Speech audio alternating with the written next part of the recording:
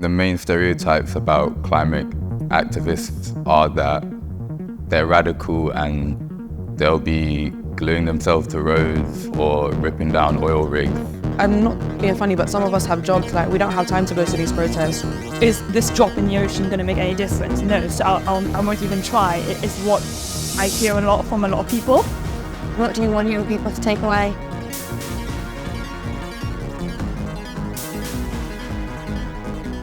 I think a name that comes to mind is Greta Thunberg. I think she's like kind of the poster person really for climate activism.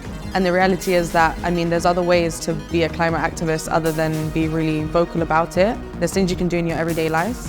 When we set up this specific stereotype and perfectionist idea of what a climate activist has to be, we're shutting down that movement so massively. That climate activists are coming from like a high moral ground, thinking that they're doing better than everybody else. And in reality, we're just all trying to do the best we can.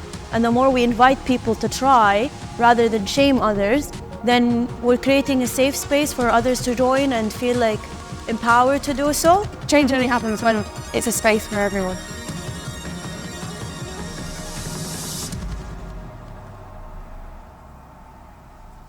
When I think about the climate crisis, I think about like ice caps melting or pollution, but we don't think about the environmental impact of people that are thousands of miles away.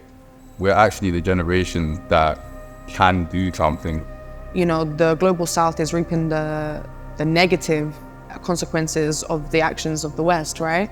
And you feel, okay, I want to speak up about this, but also, am I the right person? I can't be a bystander, but also, I mean, what is the government doing? What are the corporations that are heavily polluting in the first place doing? Am I supposed to be the hero for the whole climate crisis? Is it fair to say that our generation has to be the hero? We have a responsibility to speak up.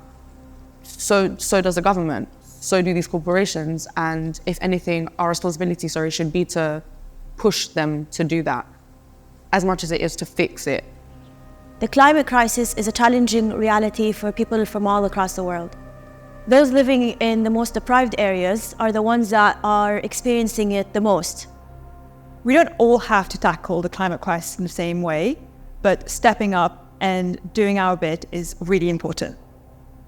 It is a global issue, but it's very much like I can choose to purchase from Primark, or I can choose to like mend my clothes and build a community around learning how to mend, or build a community of learning how to grow. And I think that's like a more empowering way. So when I hear about the climate crisis, I feel energized and I feel empowered because I know that I can take action within my own life, which will then help other people make their lives better. Yeah, I really like hope, it being about hope and an opportunity to build a fairer and kinder and nicer world in this local level in our communities, and I think that can spread wider. So yeah, to make sure it's always a message of hope. How do you feel about the term or the idea or concept of climate purity? And I think sometimes social media can make you feel like you need to be like a perfectionist. And not just about climate action, I think it's just about life generally, and like the way that we lead our lives, especially this sort of generation, we put a lot of pressure on ourselves to do the right thing, be good enough, and have really high ambitions in any area of life. We're not about climate action purity. We believe in climate action that recognizes that we don't all have the same perspective. I've come here as a young person and not necessarily as a climate activist. If I'm being totally honest with you, I wouldn't probably consider myself a climate activist, not because I don't care about the climate, I'd certainly care. I just felt like, well, if I go and buy something from Primark, then I can't really call myself a climate activist because I'm just, perpetuating the same harmful actions that is kind of producing the very problems that we have in the climate. I'm supporting fast fashion. That still means that I really still don't feel that because of that I can call myself a climate activist, which obviously I'm going to work on, and I'm going to reimagine climate activism in a different way. And I love the way that you put it, energizing. People aren't being represented correctly because instead of bringing in people who are actually invested in an area, they'll just bring in someone who visually has that representation. A child is a young person, do you know what I mean? We don't have a child sat next to us who may have something so amazing to contribute to the conversation. I don't know how old everyone is, but we don't have a 32-year-old. To me, that's still a young person. Like, to my grandma, that's a child, you know what I mean? So, I don't know. I think, yeah, tokenism, it's important not to try and bring groups based off of what they visually represent and bring them into conversations or bring them into spaces based off of what they have inside of them, what they can contribute. Like, I don't know, we're talking about the food, and like, so we're all aware that it's gonna affect what we'll be able to eat and what we'll be able to grow and things, right?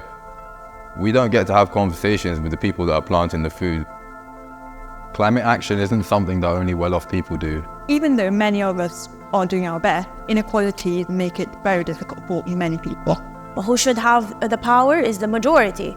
The people, working class, people who are doing their day-to-day, being, living the consequences, being in the margin, they should definitely have the power.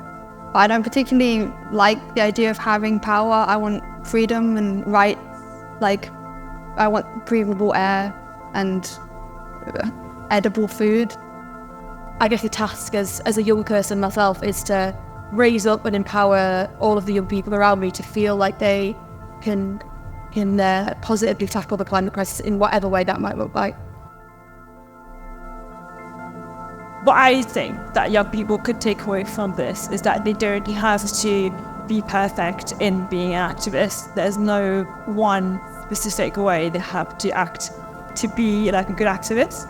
And the term activist itself you don't have to put a label on you just caring for the environment that you live in. I feel like I would like young people to question what climate activism is and how they are already doing it, and maybe just having that conversation about what it can be, what it can look like.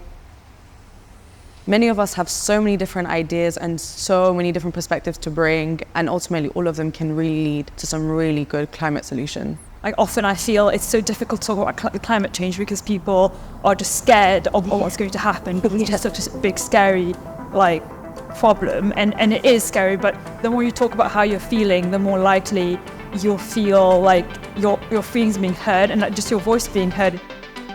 These conversations should be happening and can be happening in any living room, school, university, workplace. At home, in the mosque, at school, to your grandma, to your aunties.